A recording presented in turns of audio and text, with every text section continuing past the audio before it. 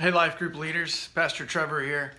Just wanted to take a minute to talk to you a little bit about how our life groups are going, and want to encourage you. Thank you all for the leadership that you're providing. First of all, I wanted to thank you for jumping into the discussions that we've been providing for Who's Your One. These discussions are a little different than probably what a lot of your classes are used to. And it's intentional. We know and understand that some of these questions that we ask in the process tends to be a little more personal, and with that might mean that there's a little bit more silence when the questions are asked. But that's oftentimes because we're used to not getting below the surface in our spaces, which are really designed for us to be able to dig a little deeper personally. And so it's going to be a growing process, but we want to encourage you to not dodge the questions simply because they might be uncomfortable. I understand maneuvering around questions that are already answered in different ways.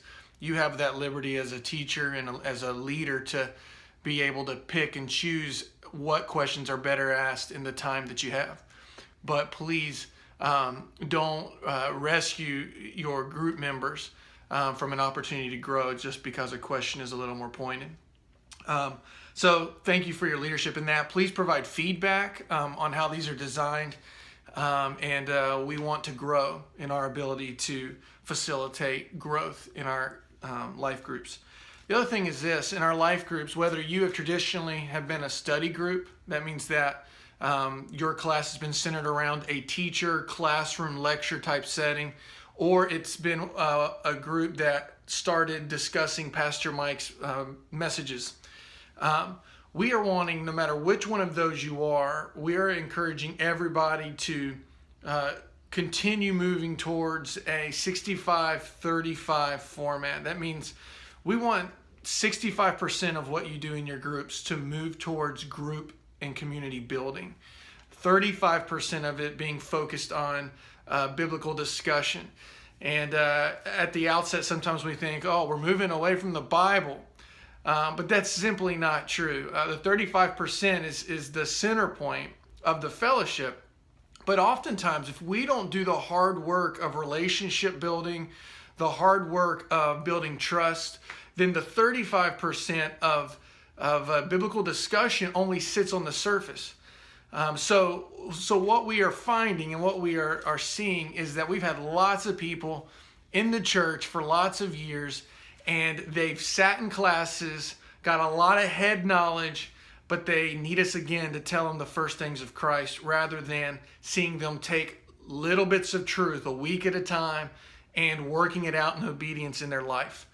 So no matter where you're at on that spectrum, we're asking you to take steps towards the majority of your time being relationship building, community building, and that can be done lots of different ways. That's done in family time, and when I say family time, that is time spent on getting to know each other, spent on catching up from the week, what happened in your week, laughing, sharing difficult things. But it can be just very unstructured, not formal at all, having time to talk. You can do that through prayer requests. Many of your classes are great at this anyway, but sharing requests, sharing praises. That's another way to do it. You can do it in discussing Who's Your One. Coming out of this series, we are going to continue to have a part of our life groups as updating how we're doing with Who's Your One. How are things going with trying to reach your one? Hey, we prayed about this last week about your one. How did it go? You look discouraged about how things are going with your one. Let me encourage you. But there's many aspects many things we can do to help strengthen the community building and the trust building in our groups. And so if you would please purposefully and intentionally take those steps, even if it's not been the preferred format that you've had in the past. And then also, we've had a couple things happen in our groups. People dying unexpectedly, relatives of those in our group. I just want to encourage you that the life group is the absolute best place for the body to serve and minister to the body. Traditionally, people have looked to pastors to be the ones that did all of the caring for people, when tragedy would strike. The pastor will go and do it.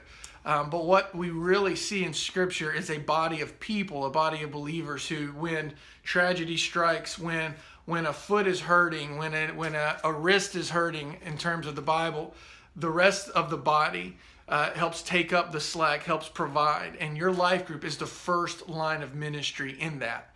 So please be aware. You are on the front lines, and you can communicate back to us as pastors, even though we will be making our own connections to those circumstances. Let us know what's going on. Let us know what your life group is doing to help serve that family in need.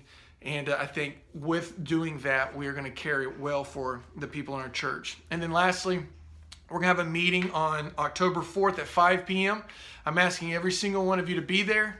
We are making some changes, moving into the winter January cycle, and I'm excited to be in conversation with you to be talking about this. So I look forward to getting some time with you in the near future. Sorry for a little bit longer video here, but I hope that it is helpful. And please don't hesitate to reach out to me if you need anything from me regarding life groups or just anything even personally that I can be praying for you. So I love you guys. We'll talk to you soon.